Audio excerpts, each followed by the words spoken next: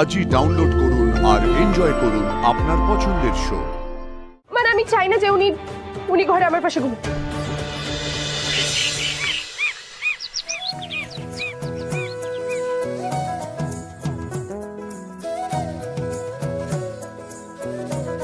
ছোট সাহেব মাঠে একা কি করছে কে জানে, উনি তো ক্ষেতের কাজ কিছুই জানেন না।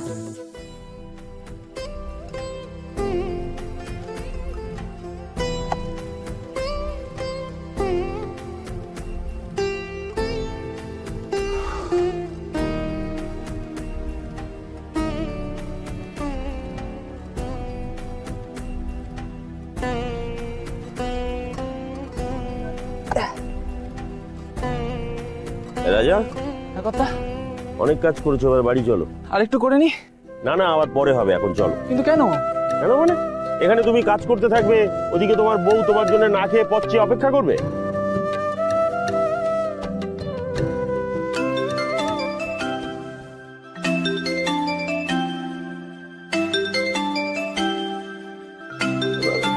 কথা, আমি একটু ফোনটা ধরবো?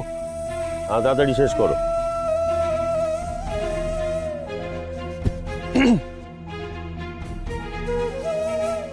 হ্যাঁ মা, বলো। কেমন আছো আয়ুষ? তোমরা সব ঠিকঠাক আছে তো? আমি খুব ভালো আছি মা। তুমি, বাবা, তোমরা কেমন আছো? সবাই ভালো আছে। আই এম সরি মা, আমাদেরকে এইভাবে চলে আসতে হলো। তোমাকে অফিস বাড়ি দুটোই একসাথে সামলাতে হচ্ছে।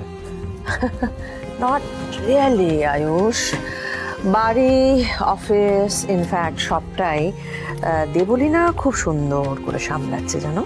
যাই হোক, তোমাদের ওদিকার কাজ কত দূর, কিরকম হচ্ছে কাজ? এদিকে কাজ সময় মতোই শুরু হয়ে গেছে, আর আমরা আশা করছি সময়ের মধ্যে সেটা শেষও হয়ে যাবে। তাড়াতাড়ি কাজ শেষ করে চলে এসো। হ্যাঁ, ও আর একটা কথা, আমি কালকে একটা প্রেস কনফারেন্স রেখেছি। কিসের প্রেস কনফারেন্সটা হলো ঈশান আর দেবলীনার বিয়ের ডেট অ্যানাউন্স করব আমি। কি কথা শেষ হলো? এদিকে গৌরী অপেক্ষা করছে।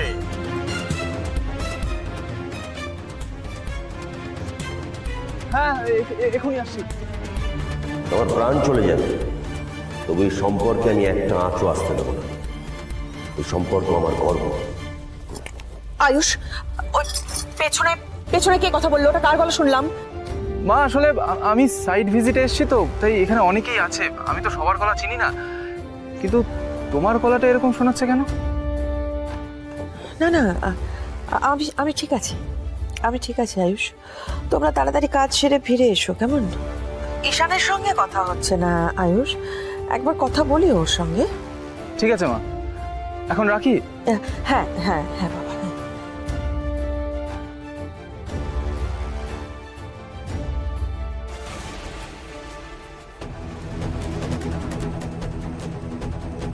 দাদার গলা শুনলাম মনে হলো। না না, ভুল ভাবছি। দাদা কি করে হবে?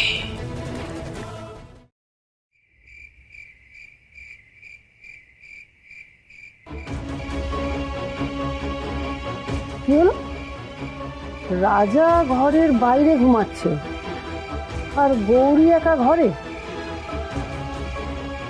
কিন্তু কেন?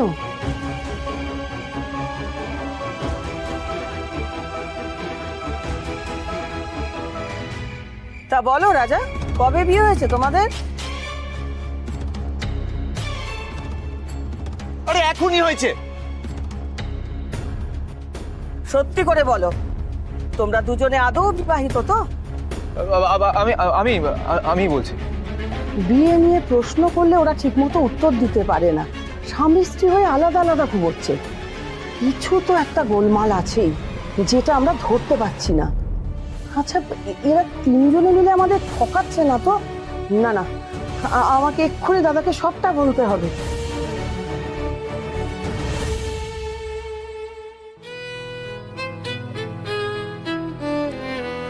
কি ভাবছো অনু? বাবা, তুমি মিথ্যেবাদীদের ঘেন্না করো, তাই না?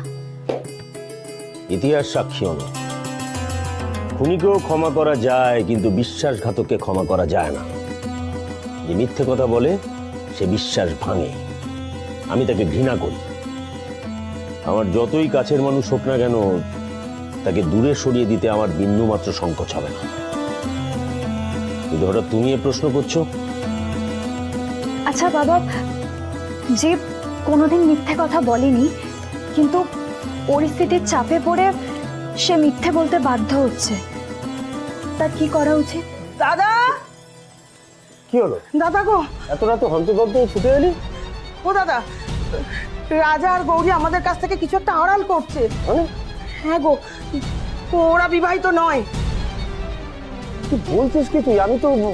আমি ঠিকই বলছি দাদা, ওদের সম্পর্কটা লোক দেখানো। কিন্তু নিজেদের সম্পর্ক নিয়ে নিজেরাই এভাবে মিথ্যে বলবে কেন?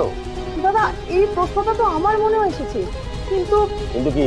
গতকাল রাতে সবাই ঘুমিয়ে পড়ার পরে রাজা এসে বাইরে ঘুমোচ্ছিল, আজকেও তাই। আচ্ছা দাদা, শুধু শুধু স্বামী স্ত্রী দুজনে কেন আলাদা আলাদা ঘুমোবে? এই প্রশ্নটাই তো আমার মাথায় ঘুরপাক খাচ্ছে। এর উত্তর তো ওরাই দিতে পারবে। চলো। এসো দাদা, এসো। বাবা আর পিসি ভাইদার কুসুমের সব সত্যিটা জেনে যাবে না তো? এসো দাদা, এসো এসো। এই যে দেখো দাদা, দেখো বউ ঘরে ঘুমোচ্ছে আর এই রাজা এখানে। হ্যাঁ রাজা, এই ঘুম থেকে ওঠো। রাজা, হ্যাঁ রাজা। আর যদি বাবা পিসি কুসুম আর ভাইদার সত্যিটা জেনে যায় তাহলে? দাঁড়াও দাদা, দাঁড়াও, ওইভাবে হবে না, আমি ডাকছি, দাঁড়াও তো। রাজা, এই রাজা, আরে এই রাজা, জন্মের ঘুম ঘুমোচ্ছে নাকি? দাদা ডাকছে, ওঠো। এই রাজা, আরে কে রাখছে? কে?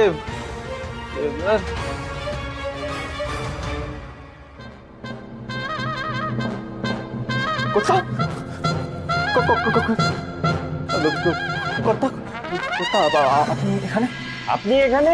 কি ব্যাপারটা কি তোমার? বউ ঘরে ঘুমোচ্ছে, তুমি এখানে ঘুমোচ্ছ কি? আরে উত্তর দাও। আরে মুখে কুলু পেটে রেখেছো নাকি? দাদাকে জিজ্ঞেস করছো, শুনতে পাচ্ছ না? বলো বলো, কেন তোমরা দুজনে আলাদা ঘুমোচ্ছিলে?